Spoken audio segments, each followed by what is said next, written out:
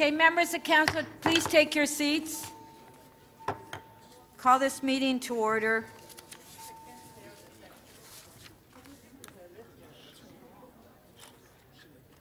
Okay, are there any release of holds? Please put your name on your request to question staff.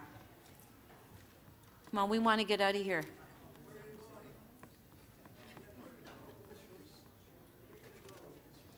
Are there any release of holds?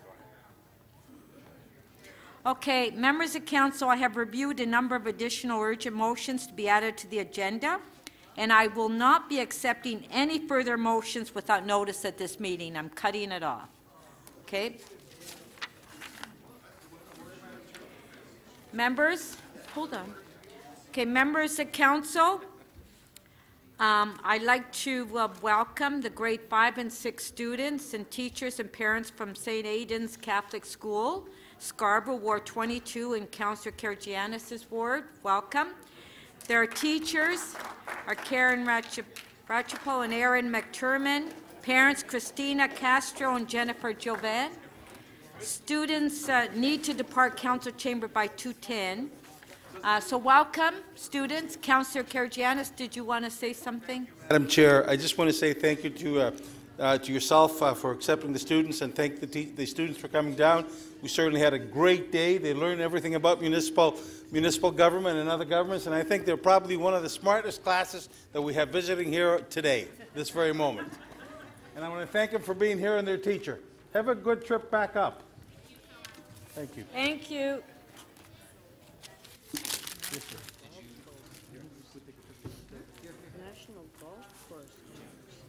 Councillor Layton.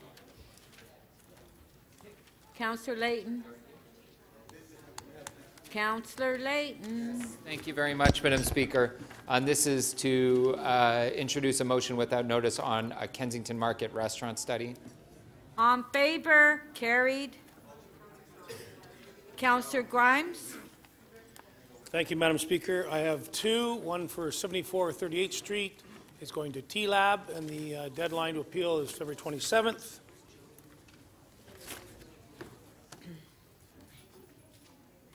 On favor, carried. And the other one is 77 5th Street, another one going to T-Lab to a Committee of Adjustment appeal. On favor, carried. I could get a sign those. Is that it? Councillor Crawford. Are you doing releases? But he's not here, Councillor Crawford. Well, there you are, Councillor Crawford. You're a seconder on this motion. Can you introduce it on behalf of Councillor Robinson? Yeah, it's for Councillor Robinson. Section 37 funds, and that's why it's urgent. They want to get the work done. On favor, carried. That's it. Okay, so maybe we can release some of these ones that we had that were members of council. There were a few members' motions that we introduced prior to lunch, and they have been circulated. So if we can move the item. MM 315 by Councillor Fillion. Councillor Fillion, would you like to move it? Okay. Councillor Perks will move it on behalf of Councillor Fillion. All in favor? Carried.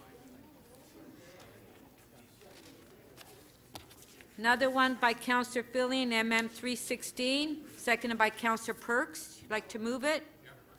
Okay. On favor? Carried. MM 317, Councillor Layton. Would you like to move it?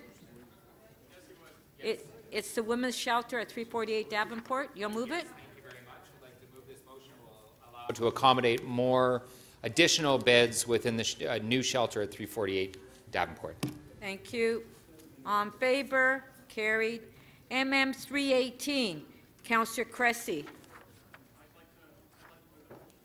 Councillor Cressy, you have a motion? You'd like to move MM 318? Yeah, I'll just move it. Okay, on favor? Carried. MM 319, Councillor Bylaws. Move it, Madam Speaker. Okay, on favor? Carried. Councillor Grimes, So moved, Madam MM Speaker. 320. So moved. Okay. On favor, carried. MM 321, Councillor Thompson. Yeah, I'll do it like everybody else. Let's move it. Okay, on favor, carried. MM 322, Councillor Perks. I'll move this. Okay, on favor, carried. Great. Quick items, Councillor Carroll. Yes, Madam Speaker. I don't want to hold up planners any longer. MM 3.9, I had my questions answered offline, so I can move the recommendations. Okay, on MM 3.9, Councillor Carroll is moving. Recorded vote.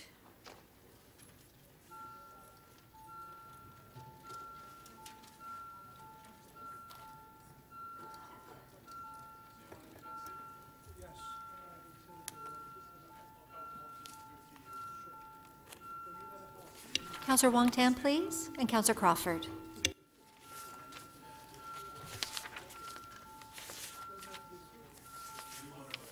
Councillor Bailao, please.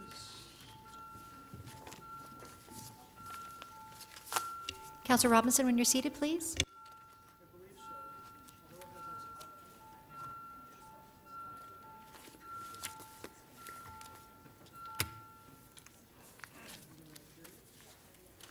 The item is adopted unanimously, 24 in favor.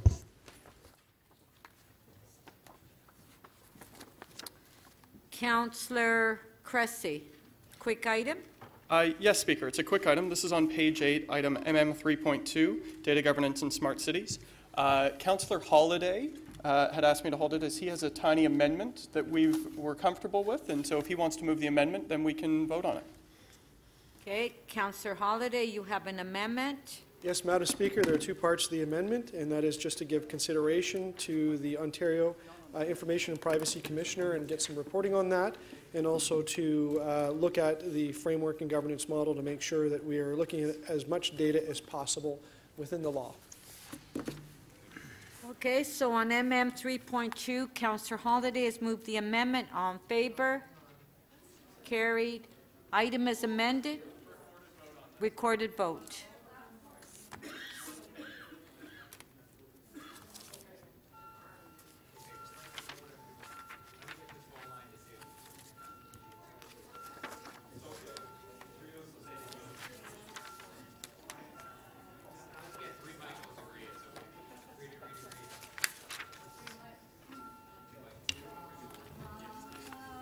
Councillor Fillion, please. Councillor Perruzza.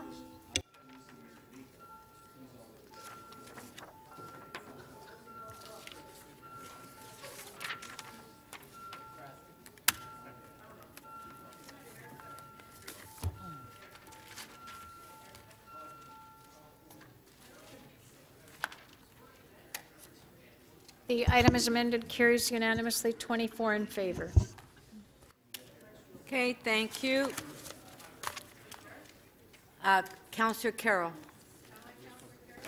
Oh, sorry. Councillor, I'm done.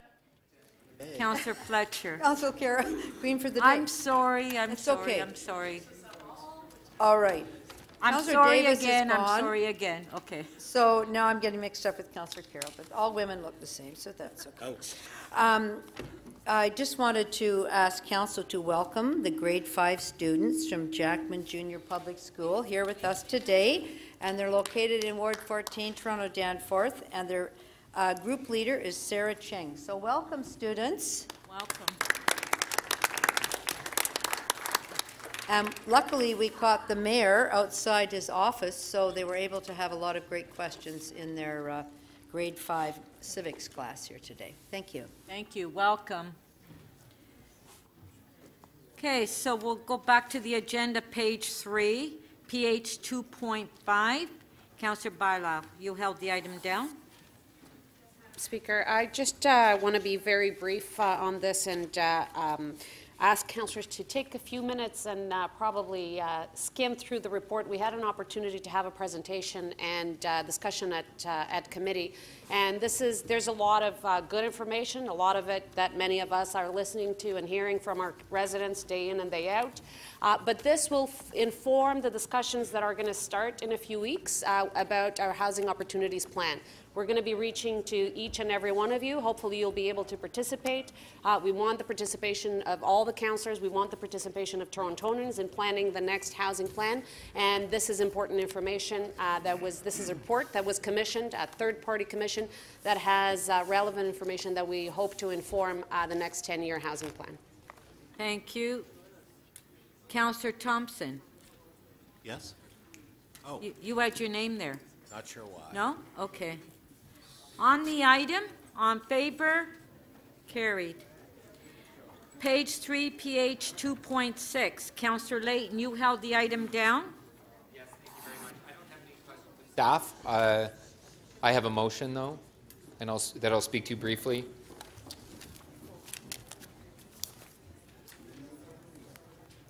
Oh, I can read it out because it's in front of me as well. That City Council advised the Ministry of Municipal Affairs and Housing that the city objects to the closure of the Local Planning Appeal Support Centre.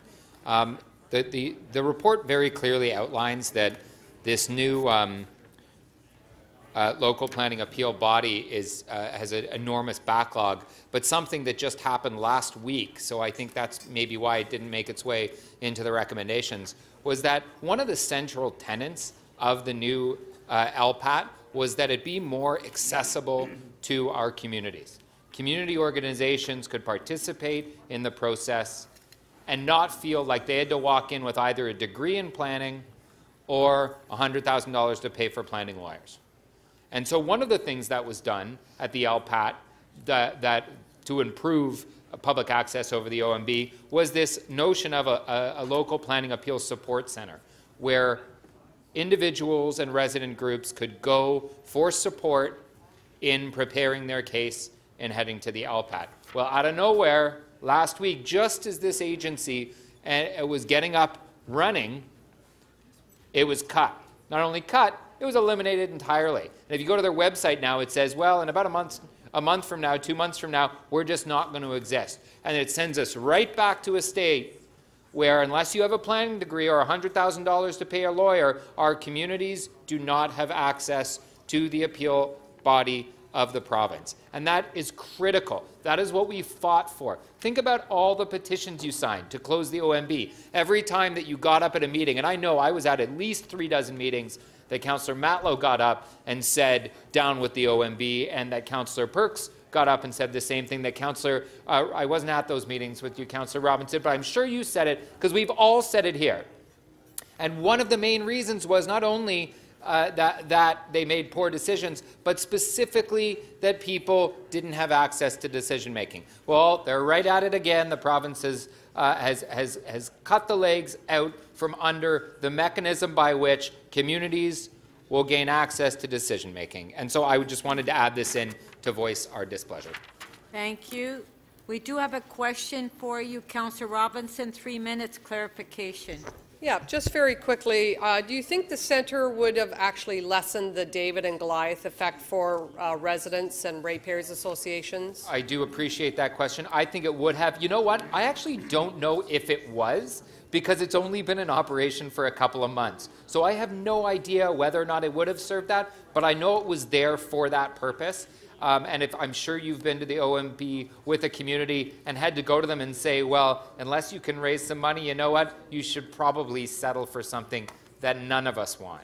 So, and unfortunately, that's just because there's a handful of municipal lawyers in this city that get paid a lot of money to cut down that community opposition to projects. Okay, so you would agree, though, that it would at least provide some guidance to residents who have never navigated the system that's confusing and overwhelming, whereas the developers have the money to funding to do that and the resources. So would it at least lessen that? I certainly think that that was the intent, and I hope that it would have if it was still there. Right. Thank you very much for moving that.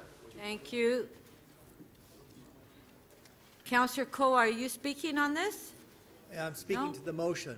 Pardon? Can I speak to the motion? He wants to speak to Councillor. You have a question? No, I want to speak. Okay, you can speak.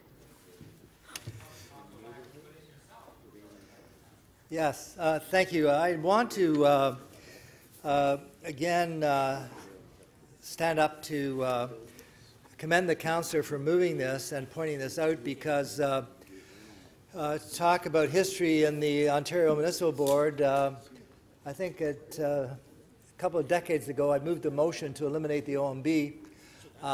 Took a couple of decades to get it done, so it was finally done, but here we are where the public has clearly stated over and over again, these are Toronto citizens, taxpayers of all walks of life, in all parts of Toronto. I'm sure we've all run across them.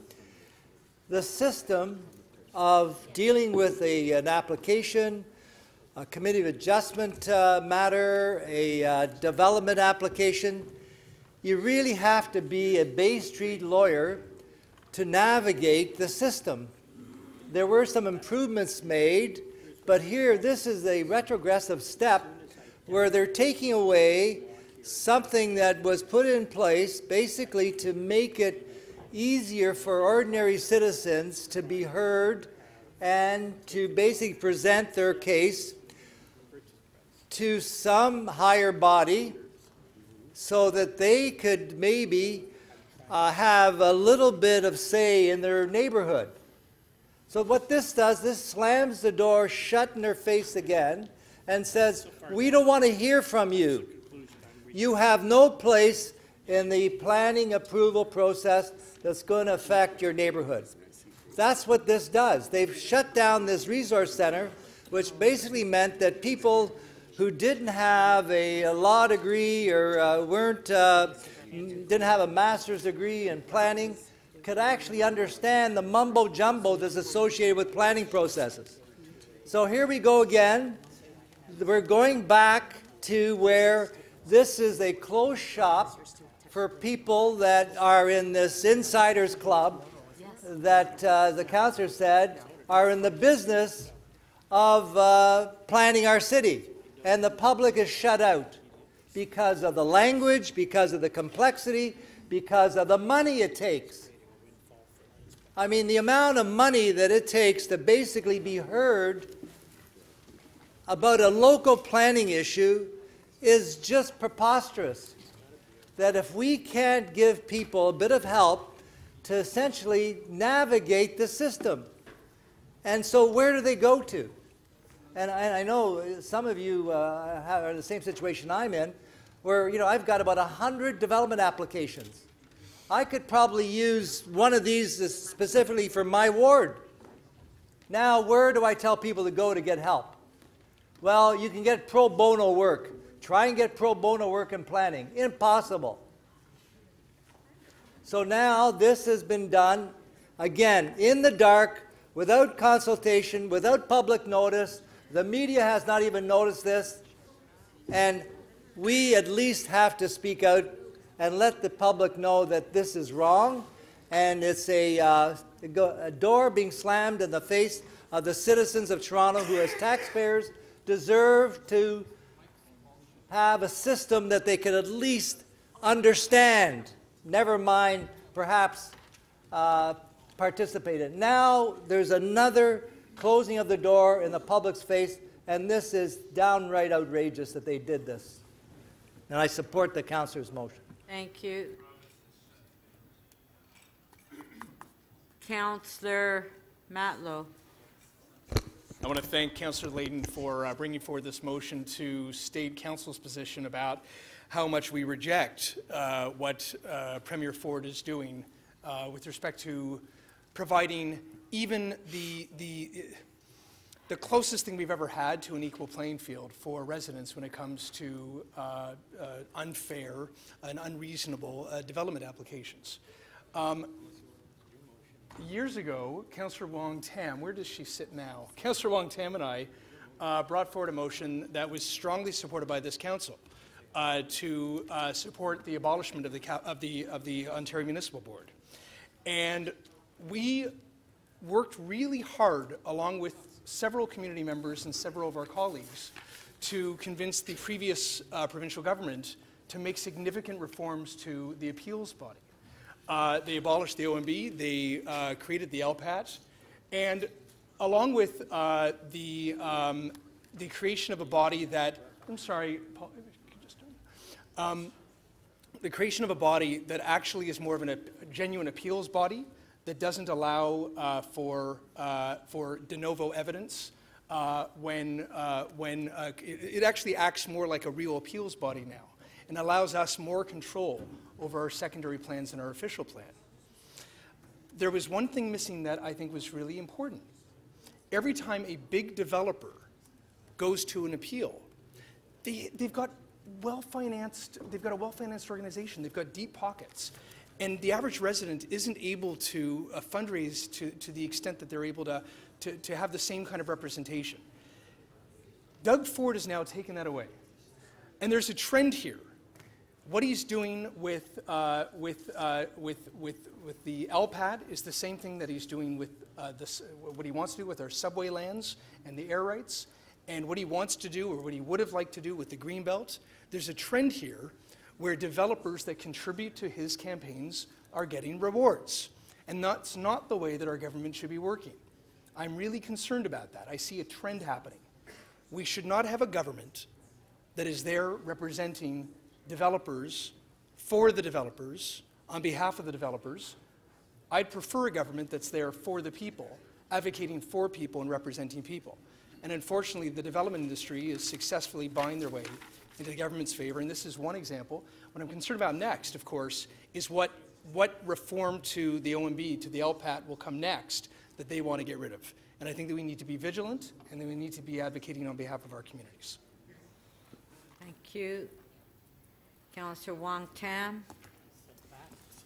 Thank you very much, Madam Speaker. I'm also rising in support of Councillor Layton's motion, and also in the recommendation letter from Councillor Bailao.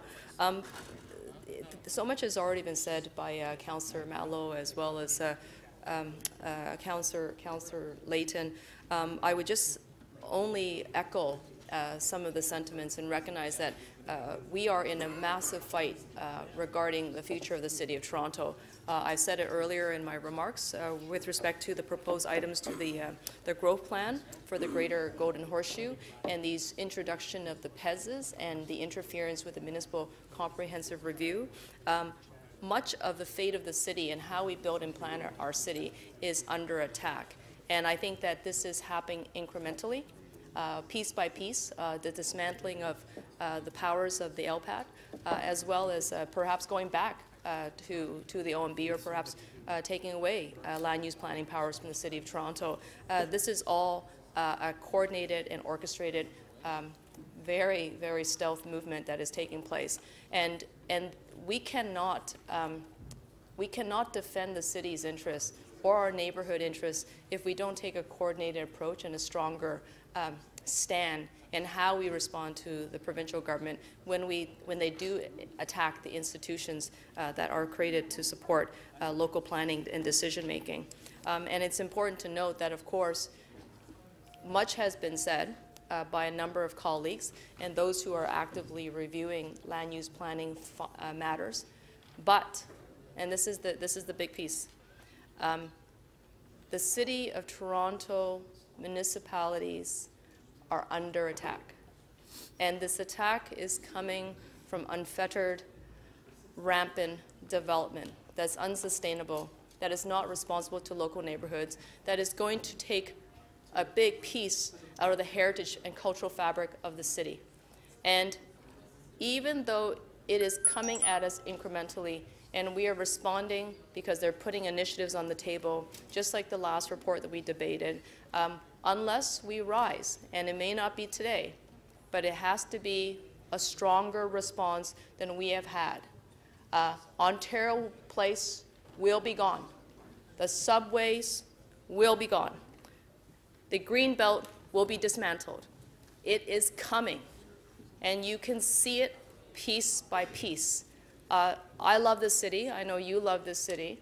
And we cannot think that a bit here shaved off and a bit here shaved off is okay, because accumulatively together, it is going to dramatically change the way the City of Toronto manages its land use planning affairs. Thank you.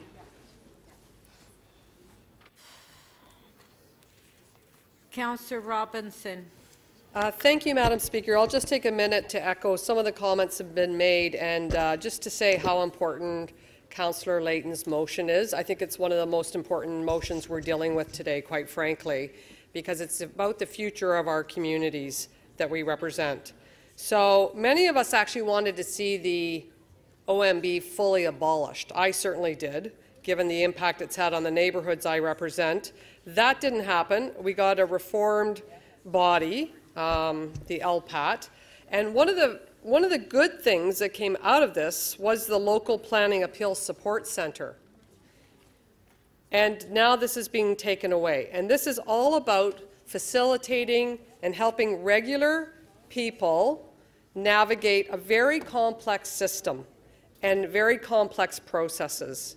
So to pull this piece out of the puzzle is quite damaging to our neighbourhoods. And so I hope that we can get full support today for this motion, because it's critical that this gets put back into the puzzle.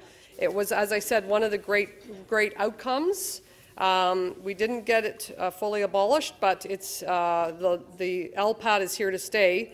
And one of the pieces must be that we have this support for our residents who are trying to navigate a very challenging process. So I hope that you'll support this. This motion is truly about neighbourhoods and the neighbours that we represent at this table. Thank you. On the amendment by Councillor Layton, recorded vote.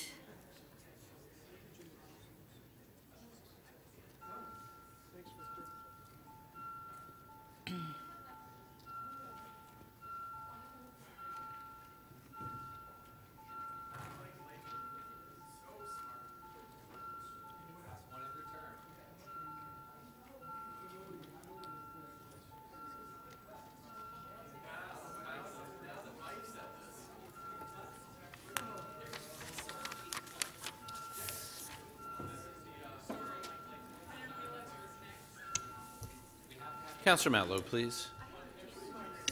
Councillor Lai. Councillor Perruzza, please. Councillor Layton.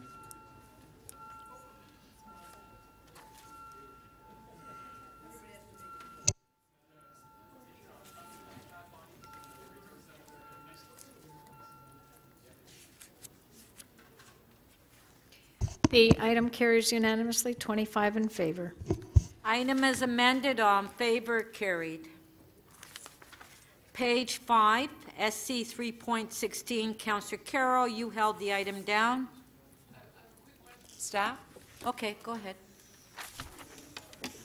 Oh, there he is. So what's before us is a request for information, updating the ridership projections, etc.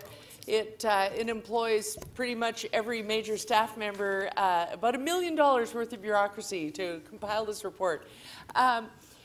Where do we report out on transit planning? Are you talking, Councillor, about timing or about where we normally Where do we report out? Once you compile all this information, what's been our pattern? Where would you prefer? Where do we see you most often? Let's put it that way.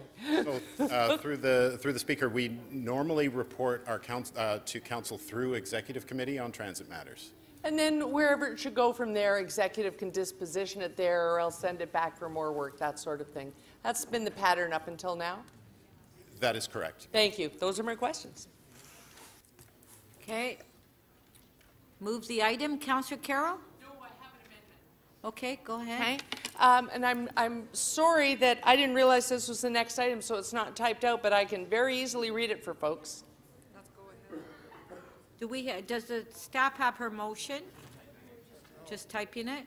It's a very simple amendment, if you'd like me to just... what is your amendment, Councillor Carroll? So the amendment is simply this. The Scarborough Community Council requested this information in consultation with the City Manager, the TTC staff, the Chief Planner and Executive Director of City Planning and Metrolinx report back in the second quarter of 2019 to Scarborough Community Council with updated ridership projections along the proposed Shepherd Avenue East Corridor.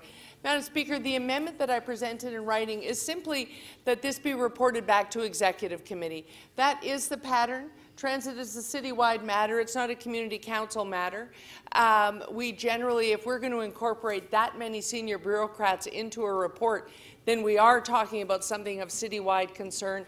That's what Executive Committee is for, and they can disposition it from there.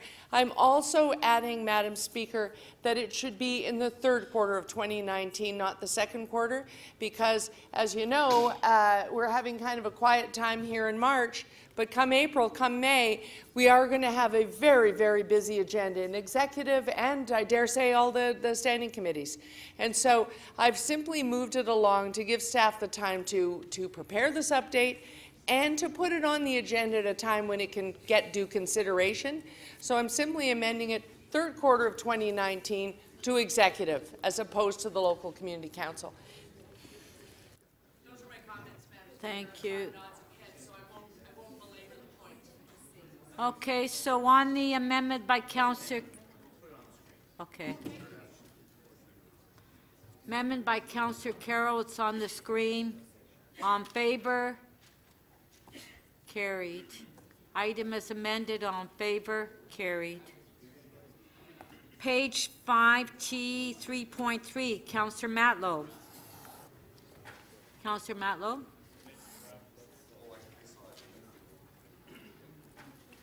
I have a motion to move. Yes, we did. We just got a copy of it. I know. What I mean is the clerk will share the motion. Okay. So members, through you, Madam Speaker, the this is 77 Clarendon. So members of Toronto and East York Community Council will remember that a couple weeks ago when we had our community council meeting, there was a redevelopment of a 5-story building in the heart of a stable neighborhood designated area of our official plan that was applied for and that we were considering at community council.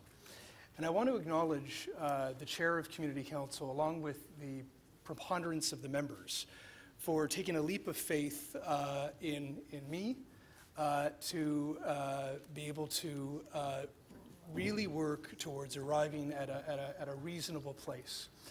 And I worked with not only my colleagues, but also the South Hill Area Residents Association, who advocated incredibly hard and put a lot of energy into advocating to reject this proposal.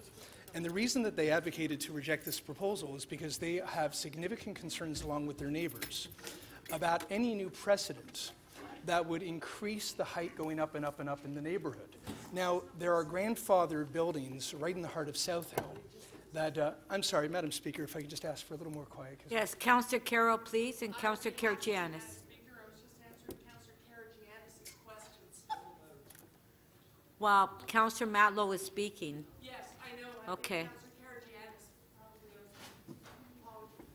Point of order, Madam Chair. If she can't apologize for herself, I certainly will not apologize for her. Okay, let me apologize for both of them and invite Councillor Matlow to continue.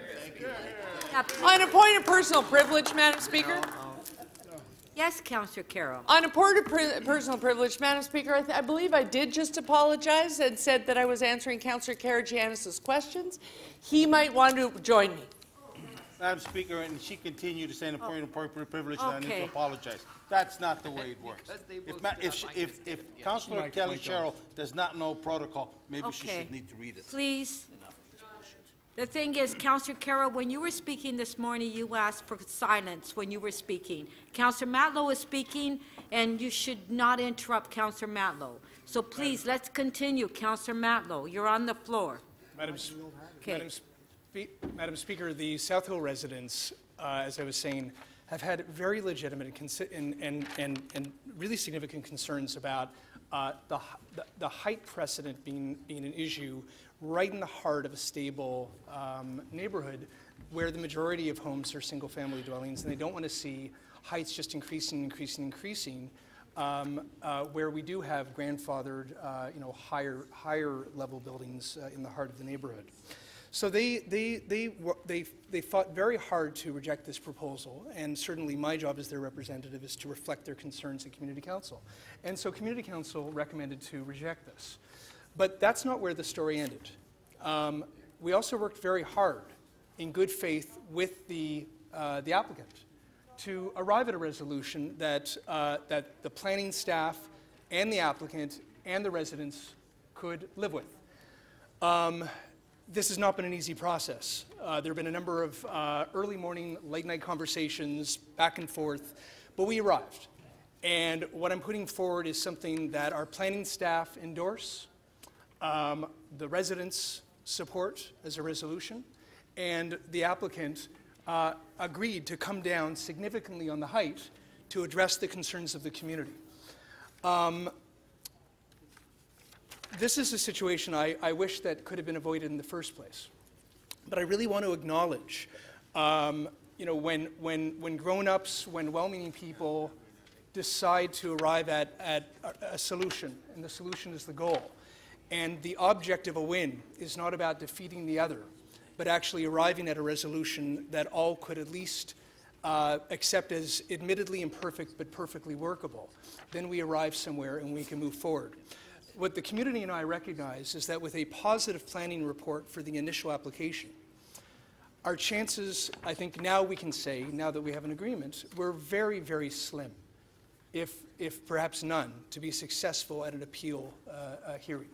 And a credit to the residents, the leaders of the South Hill Residents Association, that they recognize that it would have been an easier route for them to continue to reject anything that was on the table. But they showed a lot of courage on behalf of their neighbors to be able to be willing to arrive at a resolution. And I wish that this wasn't in front of us, but it is, and I think that we made the best out of a very difficult situation. And also, again, want to acknowledge our planning staff for working with us to make sure that this is something that they could get behind as well. So thank you very much, everyone. Thank you. On the amendment by Councillor Matlow, on favor, carried. Item is amended, on favor, carried. Page 6, Councillor Perks, T 3.75. 1 second, please. It's the liquor part. Yes. Yeah. So I've consulted with my colleagues, and there's no longer any need to hold this. I can let it go. Okay, so you move it. Okay, so on page 6, T 3.75, Councillor Perks is moving, on favor, carried. Page 7, CC 3.4, Councillor Fillion, 4800 Yonge Street.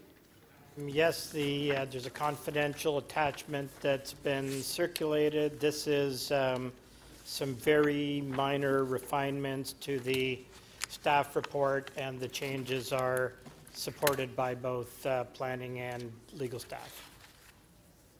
So I'm just moving that City Council amend confidential attachment 1 to the report, February 15, 2019, from the City Solicitor, accordance with the confidential attachment to this motion. Okay, on favor, carried. Okay. Item is amended, on favor, carried. MM 3.6, Deputy Mayor Minawong, you held the item down.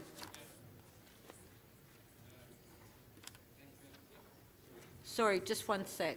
There you go. Thank you. Thank you, Madam Speaker. Just to start off, I'd like to say that this motion is very interesting within the context of, while many people suspected Councillor Fletcher was a Champagne socialist, this confirms it. He worked on that for weeks. All day, all day. He's been oh no, I was just waiting for it. Madam Chair, I will say this. I'm not supporting this motion for a number of reasons. Firstly, this is actually this is the example of how the notice of motion process has actually been perverted and used inappropriately. To say that this is an urgent motion, that serving alcohol in the morning on a Saturday, that this is gripping the city and must be dealt with on an urgent basis is an example for all of us to say, wait a second, let's think about the things that we put on this agenda. And while it may be an urgent matter in the gentrifying and Tony areas in Riverdale, for the rest of the city, in Don Mills, in North York, it is not. And on a serious note, I would say this. Usually when we change alcohol, the hours of serving alcohol, we do it through committee. We have told nobody about this. And extending the hours of serving alcohol is, I think, an important community issue. There's no report, there's no feedback from neighborhoods, there's nothing at all. And so, well, we cannot send this to committee because we waived notice and it's here before us. But I'm not going to support it because I think that when we're doing something used to be important when we were changing the times of serving alcohol, that we would send it through a process and that we would have a serious discussion. And that's what I want to have. Maybe the councillor would like to bring it back at a future date to consider this. I don't think on a seriously that her constituents or any businesses are, that their businesses are going to close by.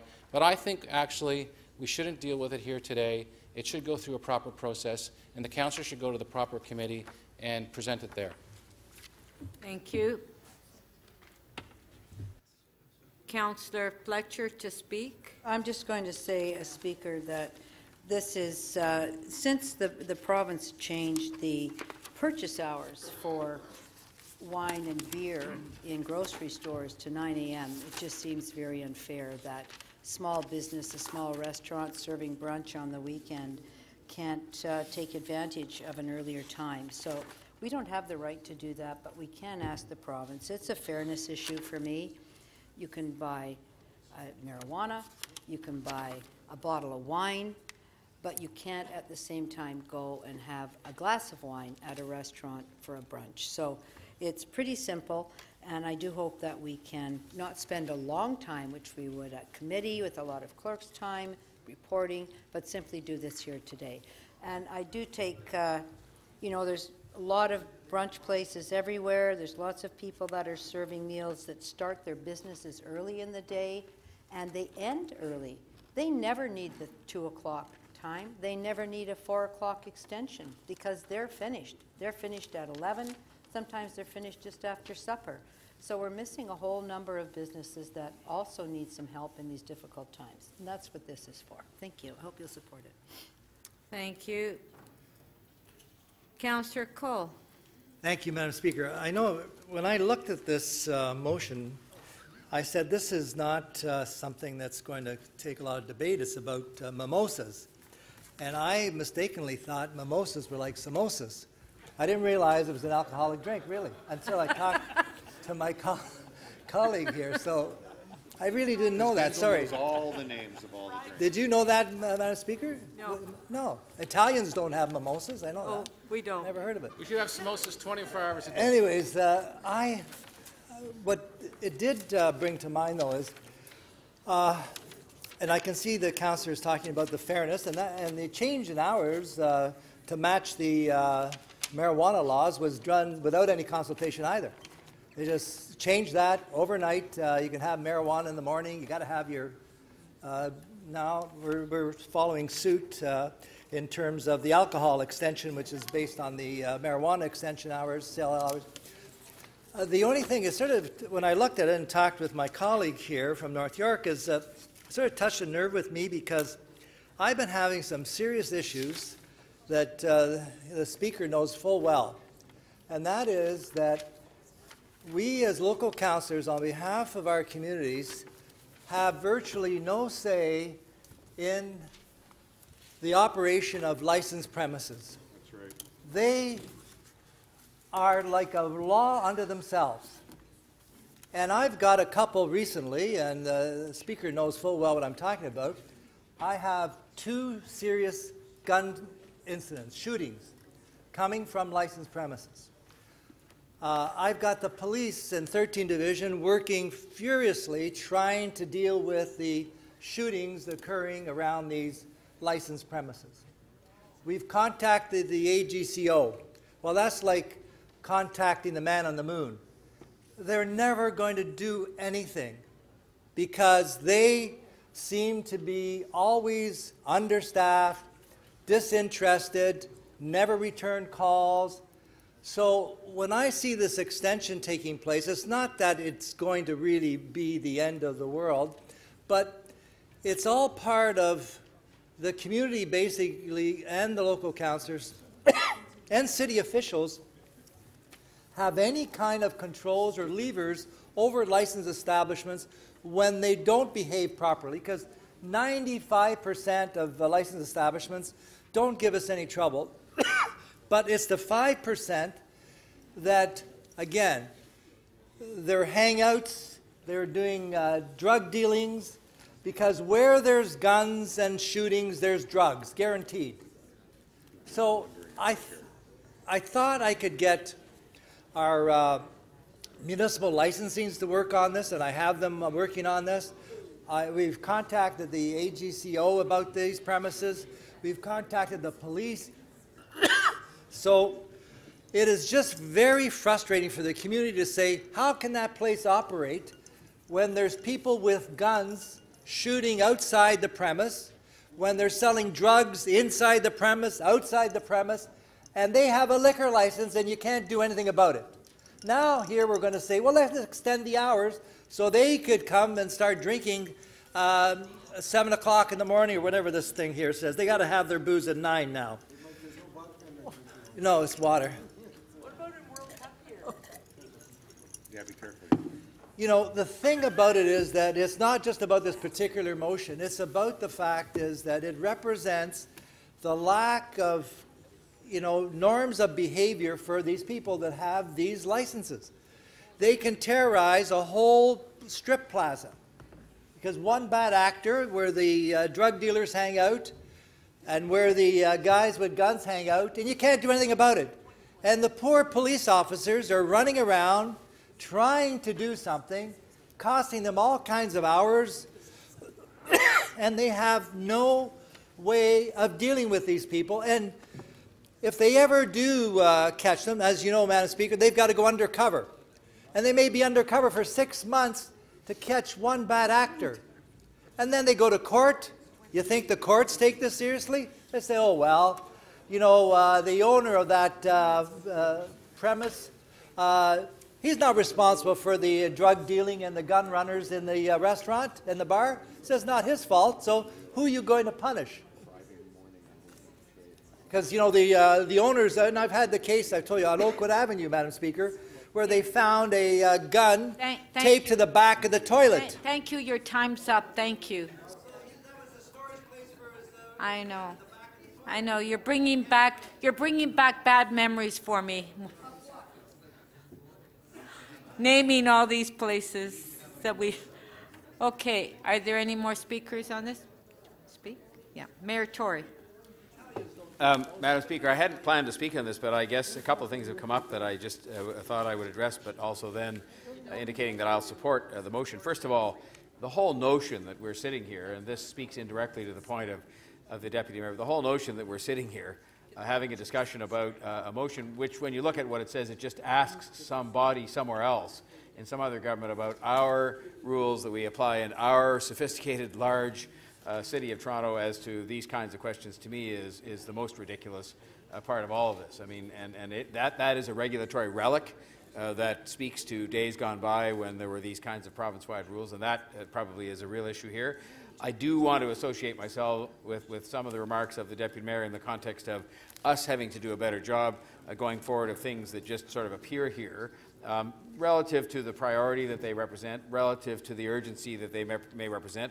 And so I think in that sense there's a point that I hope maybe the Governance Committee will take a look at, because I think, you know, what ends up happening, this council meeting is a relatively light load compared to other ones that will come, as Councillor Carroll said earlier on, and if you then add to that everybody bringing in motions that many of which clearly, if we were all being straight up about this are not urgent. They're matters that should be debated and discussed somewhere, probably at a committee, but maybe not here straight on to the council floor. And I think this is going on more and more and more, and I think it's not the best use of the council's time, and it doesn't allow for the kind of thorough examination, including public input, that might be received on these things. So to that extent, I think the Deputy Mayor is right.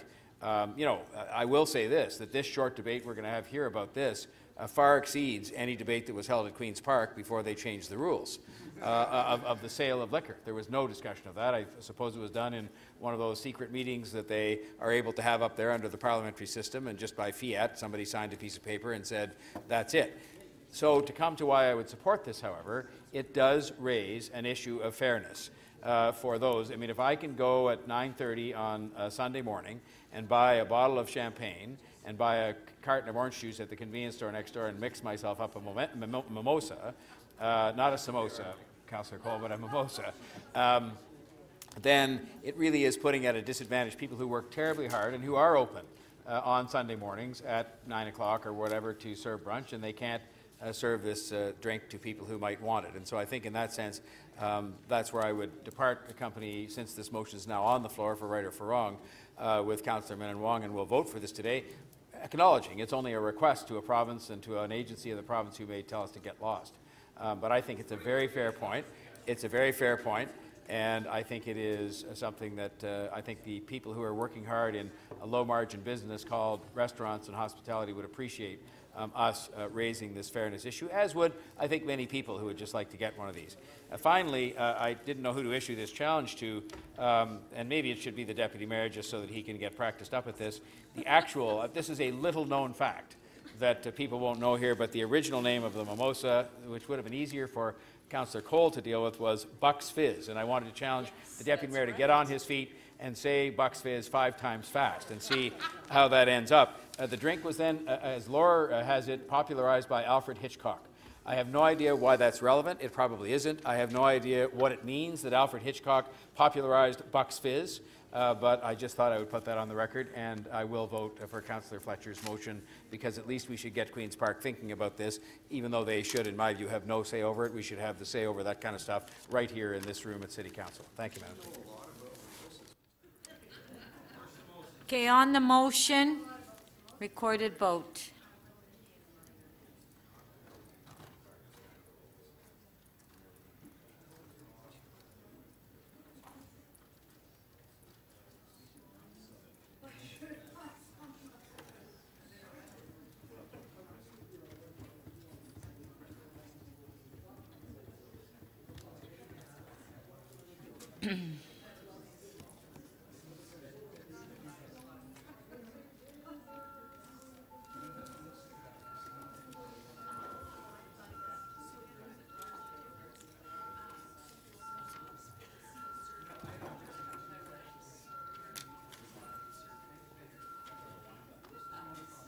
Councillor Karygiannis, please.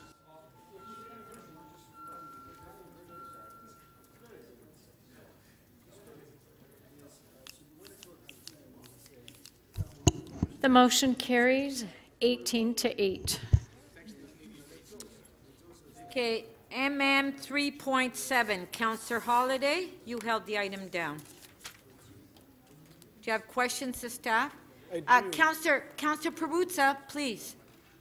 You're too loud. Okay, Councillor Holliday, do you have questions to staff? I do. Thank you, Madam Speaker. Through you to the clerk. I wondered if the clerk could elaborate for council on what the policy is regarding the raising of flags, or what the policy says. Madam Speaker, the existing flag policy approved by Council indicates that the City will fly the flag of nations recognized by the Federal Department of Foreign Affairs, now Global Affairs, on its National Day or the anniversary of a special occasion for up to 2 weeks upon written request. Does the motion before us that recommends raising the Kurdish flag meet the policy? No, it does not, Madam Speaker. What would the advice of the clerk be regarding whether or not to raise the Kurdish flag? Our advice has been and continues to be that in accordance with Council's policy, the flag should not be raised. There are other ways Council has of bringing awareness to the violent events that took place in Iraq. Could you suggest some alternate means to recognize the importance of what took place in Iraq? Just elaborate perhaps on some of the examples that Council or this organization may have used in the past instead of raising a flag. Yeah, there was a request, Madam Speaker, made in 2012. The flag raising again was denied at that point. And I point out that the House of Commons recognized this event not through a flag raising, but through a private member's motion. And likewise, Council has the ability to recognize these world events through a member announcement or a proclamation, which would be in order. And certainly there are other programs and services that would enable groups like the one making this request to commemorate and raise awareness of this event. Is, given the history of the city, and without going into the details, is this a significant enough matter or policy that potentially could have had court action in the past? Yes, the flag policy has been the subject of a court application on a previous occasion, and I believe that dealt with the flag of the former South Vietnam. The policy was upheld by the judge in that instance. Do we get a significant amount of requests to raise a flag to I guess, protocol or to your office? Yes, we do. And does the policy help us determine when we can and accept the application and when we cannot? Yes, it does. It's quite clear. And I think it's important to acknowledge that while Council does have, of course, the ability to waive the policy in any particular instance, the policy does become eroded every time that arises. Thank you. Thank you. Councillor Karygiannis. Thank you, Madam Speaker. Madam Speaker, through you to the clerk. Madam Clerk, does the House of Commons raise flags on anniversaries?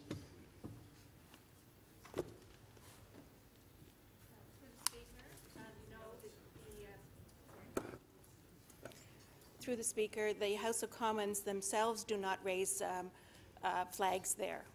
When is the flag of a foreign country raised in the House of Commons? For clarity, please. My understanding that the House of Commons only raises flags on their flagpoles when they have an official visit. Okay. So they have a different policy than we have. Would I be correct? I believe so. Okay. Has our country and the fighters of our country, if you're aware, to anyone of the staff, if they can answer this, these are the people that are fighting along in the ISIS. Are foreign our soldiers? Are they wearing the Kurdistan flag on their sleeve? Is anybody aware of that? These are our soldiers, men and women that we put in harm's way. Do they wear the Kurdistan flag on their sleeve? Through the Speaker, I don't have that information. Have you seen anything on TV that they wear it? Would you be surprised if I were to tell you that they wear it? Councillor. I'm just asking, Madam Speaker. Okay, but the question was answered. Okay. Have we raised flags of other nationalities that do not conform with our policy in the past? Through the Speaker, we have raised flags that the Council has directed us to. Okay. So if I'm not mistaken, last year we raised the flag of South Vietnam. Was a motion brought forward by former colleague Chin Lee and seconded by the mayor. Would I be correct? There was a motion last year, yes. Thank you. Okay, thank you. Councillor Holliday, to speak, you held the item down. Madam Speaker, I have no comments on that. Okay. All right, Councillor Karygiannis. Thank you, Madam Speaker. Colleagues, 31 years ago on March 16th, Saddam Hussein wiped out an entire population of Halabja. 5,000 people were gassed. Never in the history before have we had such atrocities been committed, and yet they continue to be committed. Our fighters, the men and women of our armed forces, are fighting ISIS in Iraq and in Syria. And they wear the Kurdistan flag on their shoulder. The only thing that the community is asking, that we recognize what happened and the atrocities that were committed against them by allowing us to raise the KRG. This is the Kurdistan region of Iraq flag. The KRG flag flies in Iraq. It flies throughout the world in many places. And for us to do this would only recognize the atrocities that were dealt against them. I realize that we have a policy. The policy, however, it was changed last year to accommodate other things, and I cannot see why we couldn't do that, at least for the community. They're asking for us to recognize what happened. Thank you, Madam Speaker. So on the motion, did you want to record a vote? Okay, on the motion, recorded vote.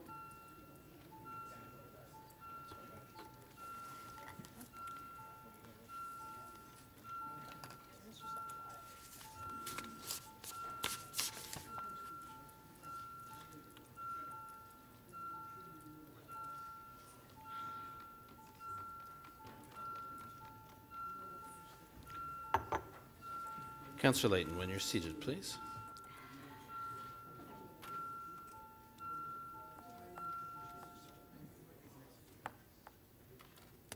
The motion carries 23 to 2. Thank you. MM 3.23, Councillor Layton, your member's motion that was introduced, would you like to move it? Yes, thank you very much. I'll move the motion as presented. Okay, thank you. MM 3.24, Councillor Robinson, would you like to move the member's motion? Yes, Madam Speaker, please. On favor, carried. MM 3.25, Councillor Grimes, would you like to move it? So moved. On favor, a recorded vote.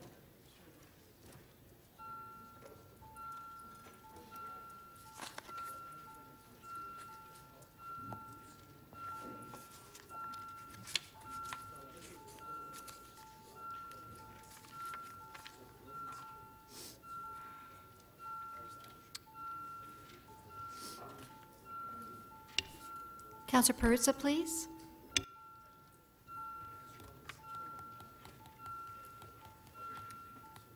Councillor Ainsley, please, when you're seated.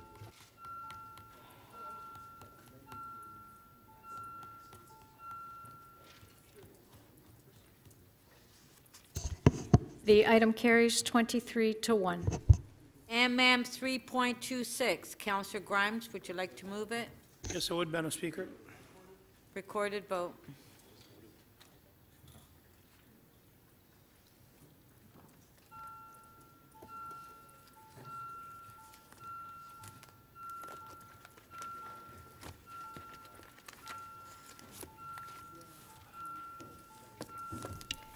Councillor Wong Tam. Councillor Grimes, please. Councillor Crawford.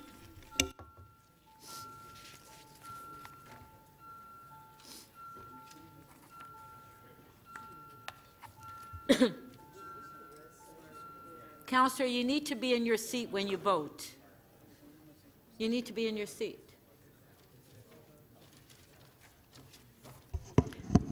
The motion carries 25 to 1. Okay, members, before I ask for a motion to enact the general bills, may I have a motion regarding the consideration of submissions on zoning bylaw and official plan amendments? Councillor Matlow. Madam Speaker, I move that the committee and council considered submissions in making a decision on zoning bylaw and official plan amendments. On favor? Carried. Councillor Bradford, you have a motion to introduce certain bills. Thank you, through the chair. That leave be granted to introduce bills 373 to 394 inclusive. Shall leave be granted to introduce these bills? Recorded vote.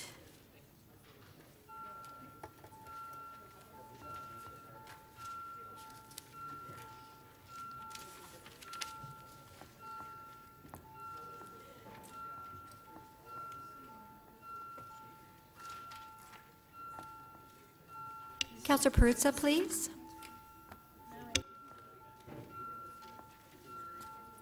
Councillor Fillion, please.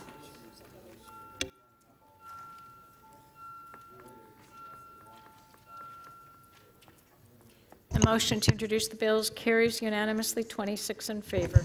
Shall these bills be passed and declared as a bylaw? Recorded vote.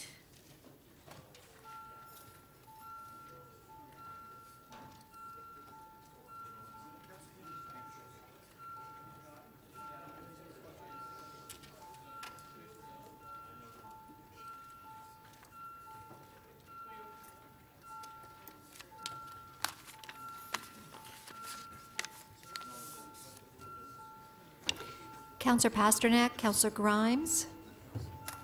Thank you. Councillor Karygiannis, please.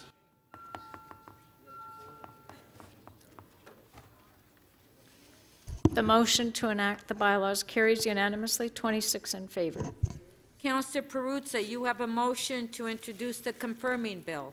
I do, Speaker, and I move that leave be granted to introduce a bill to confirm, to the point of the introduction of this motion, the proceedings of City Council Meeting 3 on this 26th day of February 2019. Thank you. Very well done. Yeah. Shall leave be granted to introduce this bill? Recorded vote.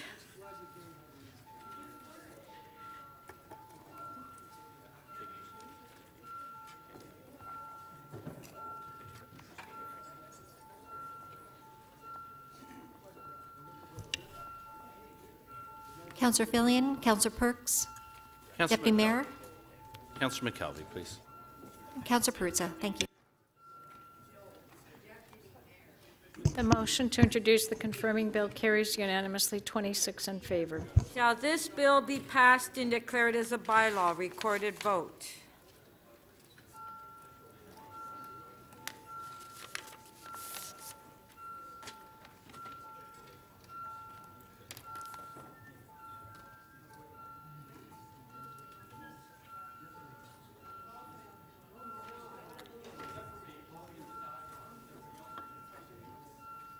Councillor Bailao, please.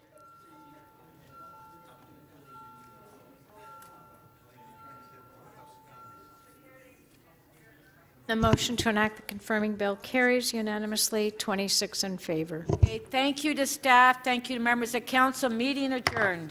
Thank you.